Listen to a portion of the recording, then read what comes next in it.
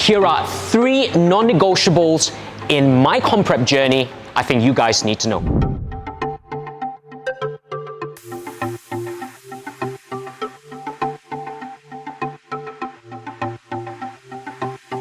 Hey guys, Ben Seong here from Learn Australian Strength Performance and Learn ASP. Now last week we delved into a whole range of Q&As, no holds barred, on the comp prep process. Today we'll be delving into my 3 non-negotiables. I'm going to share with you what I consider as non-negotiables within my comp prep journey itself. 3 factors. If you've thought of competing or entertaining the idea, then this video is for you.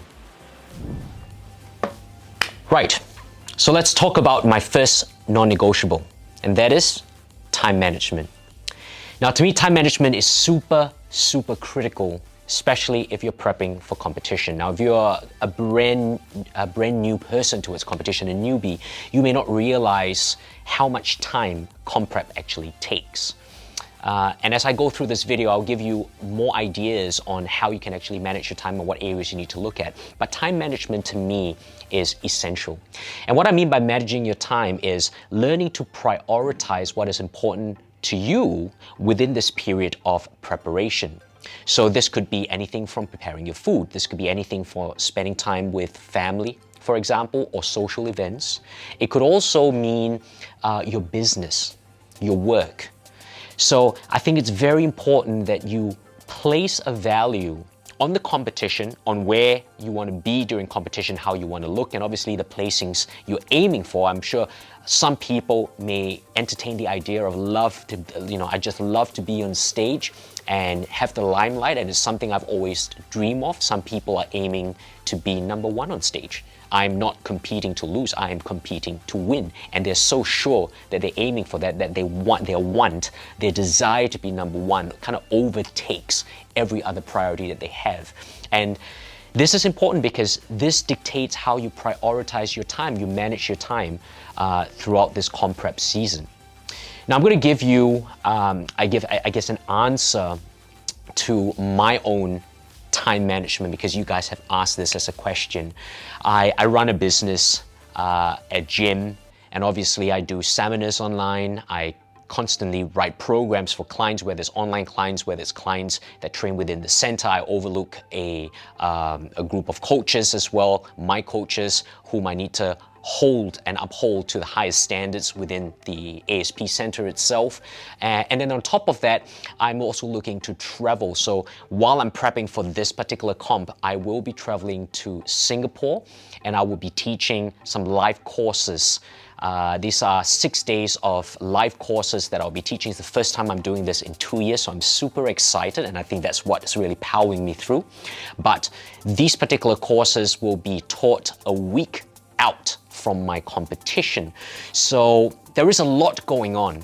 And personally for me, I love the challenge of being able to put myself in such a situation where I can really push myself to that limit. I like it because I want to see how my body can cope from a mental perspective. I'm sure from a physical perspective that wouldn't be a problem, but from a mental perspective where you are depleted, low in carbs or calories in general, your output is higher, and there you have to be completely dedicated and focused in teaching eager participants, eager coaches, bringing them the best information, and yet being able to do that all coherently while you may, feel rather crap because of the whole comp process. And to me, that's challenging. To me, that's a facet of time management. I always like to throw myself into situations also because I can use this as an example to clients who may be having a hectic lifestyle, but who are also interested in competing themselves. How do you do it? I think if you don't do it yourself, you will not be able to understand how your clients actually do so, nor be able to relate with them effectively. So for me, the whole process of time management is very critical. And my advice is to be able to segment what you prioritize in your life and manage that accordingly. So for me, having a young family and them being my driving force to what I do every single day, I think it's extremely important to prioritize family time. I work extremely hard through the week trying to run my business, ensuring the success of what I do and the brand as well, but also I want to make sure that I allocate time to my family. So even though, yes, I am dedicated to training and dedicated to this competition and winning, my weekends are for my family. I don't even touch cardio. On Sunday, it is out of the question. I want to make sure I can be there when my kids wake up. I want to make sure I can wake up with them. I want to spend the entire day with them. I don't look at work. This is what I dedicate to them. But I know because I do that, the rest of my days have to be extremely well calculated. It's got to be packed. I get up at 4 o'clock every day. Work tends to finish at about 6 to 6:30 in the evening every day. So my work days will extend for 14 to 15 hours. For some of you, that is quite normal. But remember also, this is a physical environment, including training myself, including training clients, and getting a whole range of things done. And then on top of that, going home to look after the kids, and so forth. So it really does require a good amount of discipline and the ability to manage time, which means that some of you may, enjoy in things like, sitting down on the couch, relaxing for a bit, watching television here and there, or simple things that you consider, like even scrolling through your phone on social media and spending time doing that. Well, for me, because I have so many things to do and I have to really pack everything in, spending time just literally doing that will mean taking time from my priorities. And what I have to do is to then realize that, okay, well, I really need to cut down how much time I spend on my phone. So there's a certain amount of time that I can spend on it, whether it's promoting my business, whether or not it's, actually just enjoying myself on social media for a bit, or whatever the case is. It's to have specific times for what I do, all these particular processes, when I actually do them, and the amount of time that I allocate to them. So priority and time management is critical. And it's even more critical when you are unaware of how to prep for a competition. Now, if you've done competition preps a few times, you will start to realize how succinct and specific you need to be. Now, if you haven't done a comp before, then I think it can be quite overwhelming as well, not knowing what to do. So I'm hoping this advice on time management will kind of give you an idea whether you need to put it down on paper or whether you need to put it down on your computer. It's something that you need to allocate. And don't forget as well, especially if you are not working in the fitness environment, if you're working in the commercial world, there may be work that will require you to take time off, unexpectedly, even for meals. So meal prep, or making sure that you're eating at certain times, that you're getting your nutrients, adequate recovery, that is all super important. So if you prioritize your competition and you really want to do well in it, then there has to be a very good priority for the competition, but also a good understanding of time management itself. And so this brings me to point number 2 of my non-negotiables, and that is food prep, food preparation. How are you getting your foods ready for competition? Now, some of you will have, a way of preparing food that is meticulous, based on calories and macros and packed into containers, and having that on a daily basis. And I think, to be honest with you, in order to have such a process, apart from managing your time well, which is what we spoke about earlier, it is also how are you going to be preparing or prepping your food for that. And that is what you need to consider if you are thinking of competing itself. So getting your food ready for the entire week, I think, is a critical process, especially if you are someone that's going to be extremely busy with life itself, whether you are working, whether you're studying, whatever the case is. If you're extremely busy, then choosing time within the week to dedicate to food prep or cooking your foods is extremely important. For myself, typically I have 2 days in the week that I prep my food. It would be a Saturday, and it will also be a Wednesday, somewhere in the midweek. So I will prepare my food in batches that will last me for 2 to 3 days. And then at the third day, I will prep food again. This is just to ensure that my food is fresh. I tend to pack my food in containers throughout the entire day to know exactly what I'm eating per meal, making sure that my calorie count as well as my macronutrient distribution is as planned, and that's extremely important. So if you want to understand how your body is changing over a period of time, time, I think it's very important to also plan a baseline. So if you haven't done this before, or you're working through your macronutrient and caloric count with a coach, then it's very important to establish a baseline, which means that where are you sitting on right now? What foods need to be involved in your nutrition plan? And how are these foods meant to be divided up throughout the entire day so that you can optimize, firstly, recovery, maximize digestion and absorbability of those particular nutrients. And also for those of you that find that sleep is going to be quite difficult as you move through the comp prep process or as you get too lean, how are you dividing those nutrients up so that you can facilitate effective nutrient timing, which also means that you could be eating more carbs after the workout, post-workout, to facilitate a better insulin response, or prior to sleep, as we spoke about in our previous video, where you can actually facilitate the increase in melatonin production based on an increased amount of carbs that you take in, so nutrient timing is important. So all this is very, very important throughout the prep process. You got to order your meals correctly. You got to know exactly what goes into each meal. If you fail to plan, you plan to fail. And that is a very true statement, because you cannot just think that, okay, look, if I prep 2 meals and whatever happens through the day happens, and I can go grab this protein bar or that protein shake or this and that. Quick, simple, convenient meals outside which do not meet the specifications for your recovery will not help you throughout this comp prep process. If you prioritize winning, if you prioritize the whole prep process itself and want to see your body change on a more linear or predictable manner, then I think it's extremely important not just to chart out what you're eating and understand it and the effects it has on your body, but to also have a time to prepare those particular foods. There are many ways of preparing those foods. I think it's also important that as you prepare those foods, try not to make your foods overly bland, because at the end of the day, a comp prep process could be 12 to 16 weeks into the leaning up process. Some people take 6 months to lean out. Now, if you're going to be eating really bland foods for a period of 6 months, I think a lot of you will fall out of love with the comp prep process. So it's very important to not just choose your foods, but to cook your foods in such a way that is palatable, right? So just to give you an example down here, if you ate chicken today, right? During the comp prep process, I think a lot of us would go for chicken, which is chicken breast, because that's the form of chicken that's lowest in fats and I guess highest in protein. So you can count that as a protein source, not as a fat or carb source. Now, if you cook chicken in a multitude array of ways, so you can have, you can have baked chicken, you can have poached chicken, you can have stir-fried chicken, even though it is the same source of meat, often the change in texture or flavors, spices can give you a whole new outlook on what you're eating. Taste is very, very critical. So you can actually enjoy your meals. No one ever said comp prep had to be boring. It is only as boring as you limit yourself to that.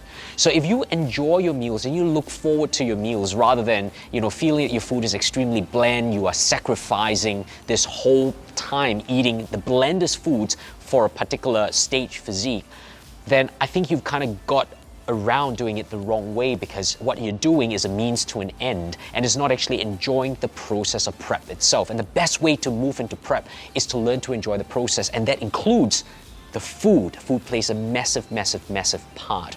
So use spices. I typically say don't use rubs like barbecue rubs and stuff, because you never know the amount of sugar that's being added to it, but use individual spices. Spices that do not bloat you, spices can make the food taste good, and add those spices to really, I guess, increase the variety of the different types of foods that you take in, so it actually makes sense. It makes your foods taste great, and you can actually sustain this. So look to ways where you can prep your food well, be meticulous in your planning, and you know what?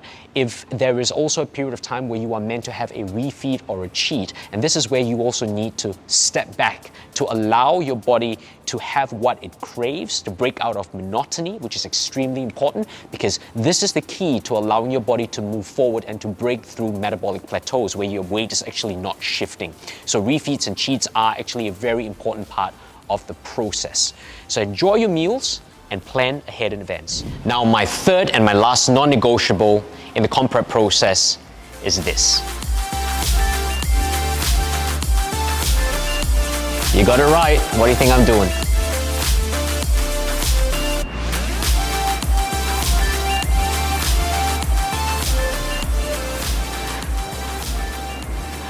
Posing.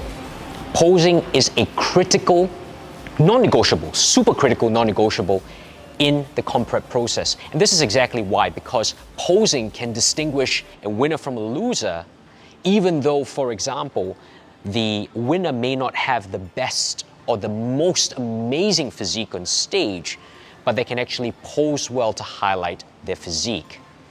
So here is where I think posing is super important. Every competitor that competes has weaknesses. Everyone does.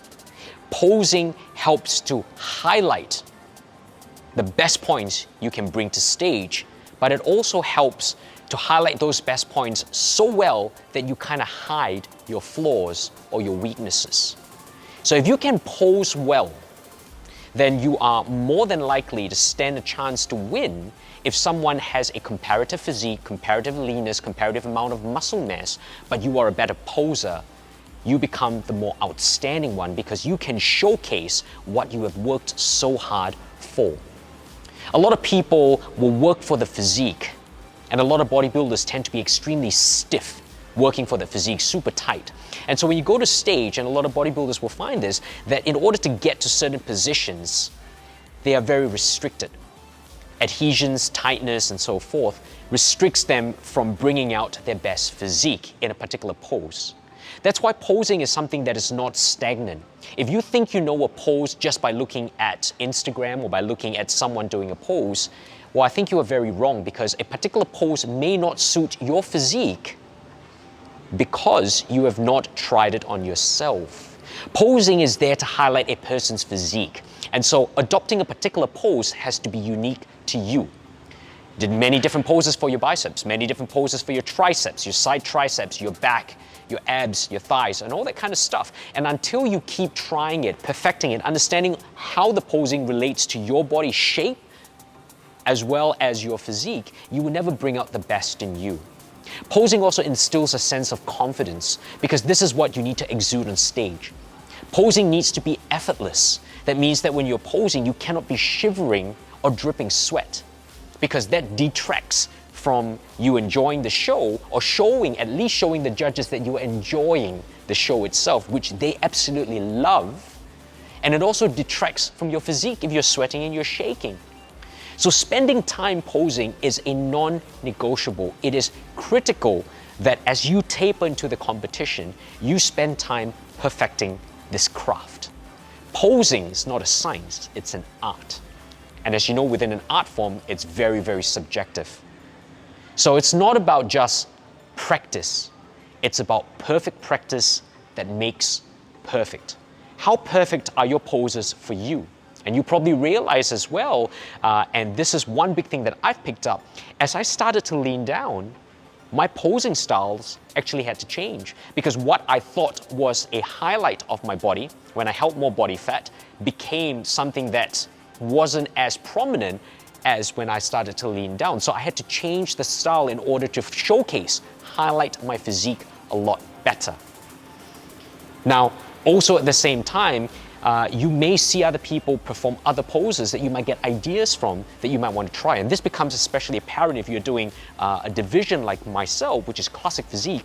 And there's so many beautiful artistry poses that you might want to adopt. Don't go overboard. Choose the poses that suit your physique, perfect them, do it well. Sometimes, not overdoing it can be your best solution. Just choose the right ones. So make sure that you dedicate time to posing itself. Posing is a very critical component, and if you feel that you are quite stiff and you do not flow from one pose to another, take time to learn how to flow. Take time daily to look yourself in the mirror and give yourself feedback. Film yourself of how you can actually do that. And then look at it, and as a judge, do you think you will reward someone for posing in this particular way? Now, be a harsh critic, but also be an objective critic when looking at yourself.